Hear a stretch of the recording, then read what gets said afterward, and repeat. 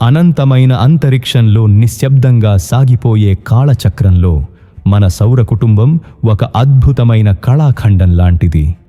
సుమారు 4.5 బిలియన్ సంవత్సరాల క్రితం అంతరిక్షంలో చెల్లాచెదురుగా ఉన్న ధూళి మరియు వాయువుల మేఘం గురుత్వాకర్షణ శక్తి వల్ల కుంచించుకుపోయి ఒక అగ్నిగోళంగా మారినప్పుడు ఈ ప్రయాణం మొదలైంది. ఈ ప్రక్రియలో కేంద్ర భాగంలో సూర్యుడు ఉద్భవించగా మిగిలిన పదార్థం చుట్టూ తిరుగుతూ గ్రహాలుగా, ఉపగ్రహాలుగా, గ్రహ శకలాలుగా రూపాంతరం చెందాయి. ఈ సౌర వ్యవస్థలో ప్రతి గ్రహం ఒక ప్రత్యేకమైన కథను కలిగి ఉంది. అది మన ఊహలకు అందని వింతలు మరియు విశేషాలతో నిండి ఉంది. మనం సూర్యుడి నుండి మొదలుకొని విశ్వం అంచు వరకు ఉన్న గ్రహాల రహస్యాలను లోతుగా అన్వేషిద్దాం. సౌర కుటుంబానికి వెన్నెముక మరియు శక్తికి మూలాధారం మన సూర్యుడు. మొత్తం సౌర వ్యవస్థలోని ద్రవ్యరాశిలో 99% పైగా సూర్యుడిలోనే కేంద్రీకృతమై ఉందంటే అతని గురుత్వాకర్షణ శక్తి ఎంతటిదో మనం అర్థం చేసుకోవచ్చు. సూర్యుడు లేకపోతే ఈ గ్రహాలన్నీ తమ కక్షలను వీడి అంతరిక్షంలో ఎటో కొట్టుకుపోతాయి. సూర్యుడి లోపల జరిగే అణువిచ్ఛిన్నం వల్ల నిరంతరం విడుదలయ్యే కాంతి మరియు వేడి భూమిపై జీవం మనుగడ సాగించడానికి ప్రధాన కారణం. సూర్యుడి ఉపరితలంపై వేడి కొన్ని వేల డిగ్రీల సెల్సియస్ ఉంటే దాని కేంద్ర భాగంలో అది మిలియన్ల డిగ్రీలకు చేరుకుంటుంది. ఈ అగ్నిగోళం నుండి వెలువడే సౌర పవనాలు అంతరిక్షంలో కొన్ని లక్షల కిలోమీటర్ల వరకు ప్రయాణించి గ్రహాల వాతావరణాన్ని ప్రభావితం చేస్తాయి. సూర్యుడికి అత్యంత సమీపంలో ఉన్న గ్రహం బుధుడు. ఇది సౌర కుటుంబంలోనే అతి చిన్న గ్రహం మరియు చంద్రుడి కంటే కొంచెం మాత్రమే పెద్దది. సూర్యుడికి దగ్గరగా ఉండటం వల్ల ఇక్కడ పగటిపూట ఉష్ణోగ్రతలు భయంకరంగా ఉంటాయి. కానీ రాత్రివేళ వాతావరణం లేకపోవడం వల్ల వేడి అంతా అంతరిక్షంలోకి పోయి గడ్డకట్టేంత చలి ఉంటుంది. బుధుడిపై ఎటువంటి వాతావరణం లేదా నీరు ఉండదు. దీనివల్ల ఉల్కలు పదే పదే ఈ గ్రహాన్ని ఢీకొట్టి పెద్ద పెద్ద గోతులను ఏర్పరుస్తాయి. బుధుడు తన చుట్టూ తాను చాలా నెమ్మదిగా తిరుగుతాడు, కానీ సూర్యుడి చుట్టూ మాత్రం అత్యంత వేగంగా ప్రయాణిస్తాడు. ఇక్కడ ఒక్కరోజు గడవడానికి మన భూమి లెక్క ప్రకారం చాలా నెలలు పడుతుంది. బుధుడి తరువాత మనకు కనిపించే గ్రహం శుక్రుడు. దీనిని భూమికి కవల గ్రహం అని పిలుస్తారు, ఎందుకంటే పరిమాణం మరియు ద్రవ్యరాశిలో ఇది భూమిని పోలి ఉంటుంది. కానీ ఇక్కడి పరిస్థితులు మాత్రం నరకాన్ని తలపిస్తాయి. శుక్రుడి వాతావరణం అత్యంత దట్టమైన కార్బన్ డయాక్సైడ్ వాయువులతో నిండి ఉంటుంది. ఇవి సూర్యుడి నుండి వచ్చే వేడిని లోపల బంధించి గ్రహాన్ని ఒక ప్రెషర్ కుక్కర్ లాగా మార్చేస్తుంది. దీనినే గ్రీన్ హౌస్ ఎఫెక్ట్ అంటారు. ఈ వేడి వల్ల శుక్రుడు బుధుడి కంటే సూర్యుడికి దూరంగా ఉన్నప్పటికీ సౌర కుటుంబంలోనే అత్యంత వేడి గ్రహంగా నిలుస్తుంది. ఇక్కడి మేఘాల నుండి సల్ఫ్యూరిక్ యాసిడ్ వర్షం కురుస్తోంది మరియు వాతావరణ పీడనం భూమి కంటే 90 రెట్లు ఎక్కువగా ఉంటుంది. సౌర కుటుంబంలో జీవమున్న ఏకైక గ్రహం మన భూమి. సూర్యుడి నుండి సరైన దూరంలో ఉండటం వల్ల ఇక్కడ నీరు ద్రవ రూపంలో ఉండగలుగుతోంది. దీనినే గోల్డీలాక్స్ జోన్ అని పిలుస్తారు. భూమి వాతావరణంలో ఉండే ఆక్సిజన్ మరియు నత్రజని మనల్ని సూర్యుడి నుండి వచ్చే ప్రమాదకరమైన వికిరణాల నుండి కాపాడుతున్నాయి. భూమిపై ఉన్న సముద్రాలు, నదులు మరియు పర్వతాలు ఇక్కడి జీవ వైవిధ్యానికి తోడ్పడుతున్నాయి. మన గ్రహం తన చుట్టూ తాను తిరిగే వేగం మరియు సూర్యుడి చుట్టూ తిరిగే కక్ష్య అన్నీ కూడా జీవం అభివృద్ధి చెందడానికి అనుకూలంగా ఉన్నాయి. చంద్రుడు భూమికి ఏకైక సహజ ఉపగ్రహం మరియు భూమిపై సముద్రపు అలల కదలికలకు భూమి అక్షం స్థిరంగా ఉండటానికి చంద్రుడు ఎంతో కీలకం.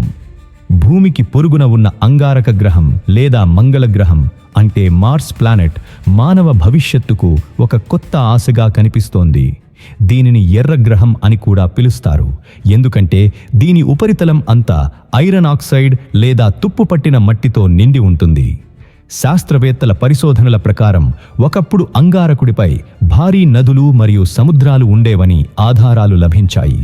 ఇక్కడ సౌర కుటుంబంలోనే అతిపెద్ద అగ్నిపర్వతమైన ఒలింపస్ మాన్స్ మరియు భారీ లోయలు ఉన్నాయి.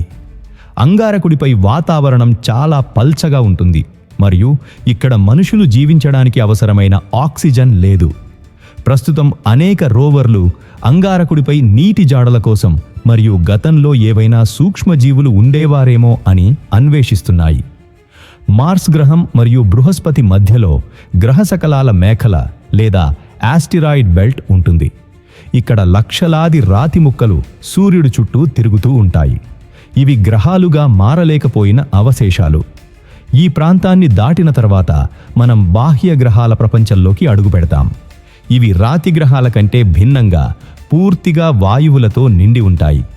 వీటిలో మొదటిది బృహస్పతి. ఇది సౌర కుటుంబంలోనే అతి పెద్ద గ్రహం. దీని పరిమాణం ఎంత భారీగా ఉంటుందంటే మిగిలిన అన్ని గ్రహాలను కలిపిన బృహస్పతిలో సగం కూడా నిండవు. బృహస్పతి ఒక వాయు రాక్షస గ్రహం. ఇక్కడ ఘనమైన నేల అంటూ ఏదీ ఉండదు.